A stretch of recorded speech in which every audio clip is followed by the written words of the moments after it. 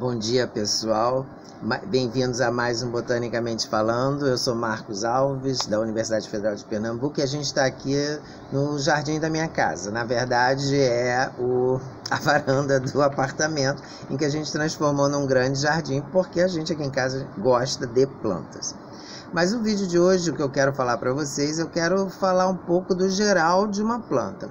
Eu acho que isso é importante para quem faz biologia, para as disciplinas de botânica, para quem está no ensino médio. Isso é uma informação importante para o Enem. Teve um vídeo até que eu falei ENAD, mas o ENAD é a prova de quem termina o curso de biologia, que essa informação também é importante para o pessoal do ENAD. Vai ter ENAD esse ano, 2020 tem ENAD. E também para o Enem, que o Enem é parte da formação final do ensino médio. E como eu sei que tem seguidores aqui do ensino médio, então essa informação é legal também para o ensino médio.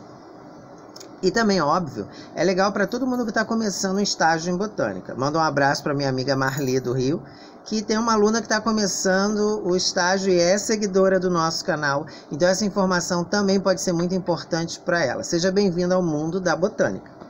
Então hoje o que a gente vai falar é sobre plantas de modo geral, sobre as angiospermas e as partes que compõem uma planta. Basicamente, a planta ela é formada por uma parte subterrânea e uma parte aérea. Aqui deixa eu pegar um exemplo, eu tenho umas coisas aqui. Aqui então a gente tem um exemplo de uma planta da parte aérea e a parte subterrânea está aqui no vaso com terra que a gente não está vendo. Então essas basicamente são as duas partes que a gente tem num indivíduo, numa planta.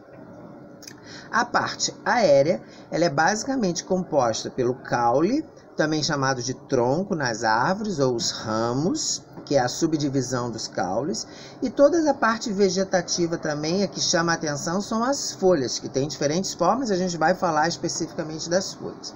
Além dessas duas estruturas, nós também temos a parte que a gente chama de flor e fruto. Então eu trouxe aqui um exemplo. Aqui tem o manjericão, que a gente já falou do manjericão, são aquelas plantas que têm odores, que são os óleos essenciais. A gente fez um vídeo sobre essas plantas aromáticas da família Lamiaceae. E aqui a gente tem, por exemplo, aqui em cima, deixa eu mostrar aqui, aqui a gente tem as flores na pontinha do ramo, que é a parte aérea também. Cheiro delicioso, manjericão roxo. Delícia para botar na comida. E além das flores, a gente também tem os frutos. Os frutos, aqui um exemplo do romã, a gente fez um vídeo falando do romã, hoje era conhecida na família Punicaceae, agora está na família Litraceae. O romã, que a gente tem um fruto mini romã, que a gente tem aqui em casa. Então, basicamente, isso é a parte aérea.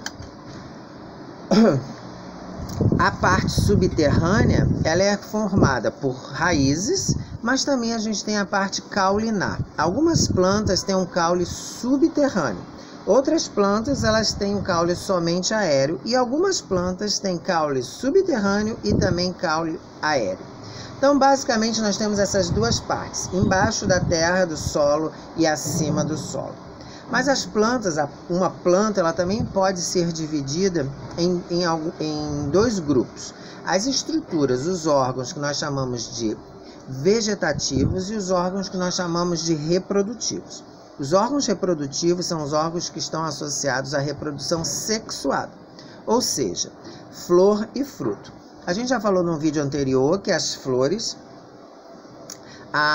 têm uma estrutura que são ovário e óvulo, e o ovário e óvulo, depois que ocorre o processo da polinização e da fecundação, o ovário e o óvulo eles se desenvolvem.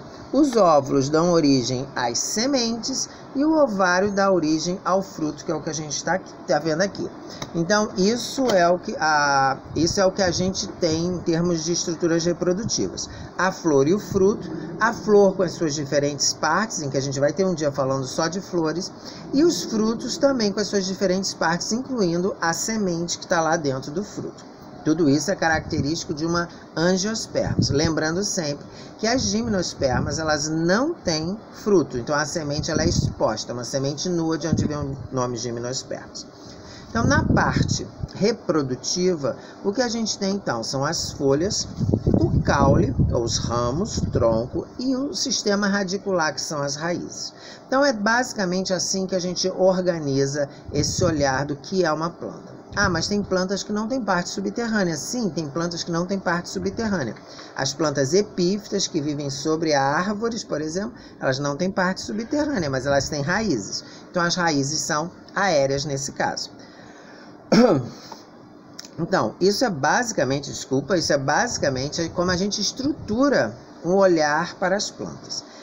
E hoje o que eu queria falar é que dentro das folhas, que é o primeiro exemplo que a gente vai tratar, existe uma infinidade imensa de tipos de folha e da maneira como as folhas são organizadas na planta. Entender como são as folhas nos faz entender, primeiro, por que as plantas são tão diversas, como é que a gente vê essa diversidade das plantas, como é que tem tantas espécies e a gente consegue diferenciar grupos, famílias de plantas, gêneros de plantas, pelas características que tem nas folhas. Então, existem alguns conceitos que a gente aprende no curso de biologia e que também estão presentes, por exemplo, nos livros do ensino médio, relativos às folhas. As folhas, elas podem ser folhas adaptadas a condições específicas. Então, a gente tem folhas que elas são gordinhas, crassas. Essas folhas crassas, elas têm uma grande quantidade de água acumulada, então essas folhas elas têm uma função de armazenar água.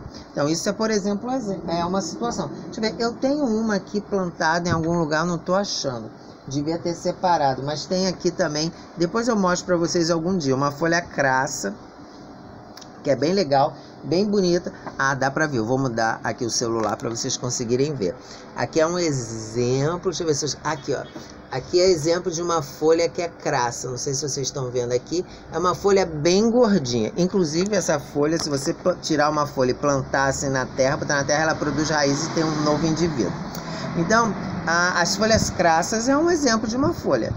Nos cactos, por exemplo, as folhas elas são transformadas em espinhos. As folhas, elas, no processo evolutivo, elas se modificaram e se transformaram em espinhos. Isso é um outro exemplo.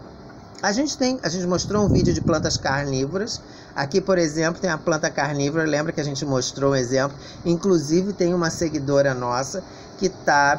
Eu nem sei, eu acho que é no 3º ano, é nova, tem 10 anos. Sofia, um abraço para Sofia, que fez um trabalho na escola sobre plantas carnívoras quando estava assistindo o nosso vídeo. Então aqui a gente tem, por exemplo, uma planta carnívora, olha os dentinhos dela aqui, dentinhos entre aspas, hein, gente? Mas aqui são as folhas de uma planta carnívora. E tem as folhas que são as folhas mais normais, né? Que, por exemplo, eu mostrei desse bonsai lindo e maravilhoso. Isso aqui, então, são todas as folhas que são mais normais, digamos assim. As folhas, elas podem ter espinhos, podem ter tricomas, que a gente chama de pelos, podem ter diversas características. Basicamente, a função da folha é fazer a fotossíntese para a planta. O processo da fotossíntese é importantíssimo porque é o processo em que a planta gera os seus nutrientes. Então, a estrutura foliar ela é importante no processo fotossintético.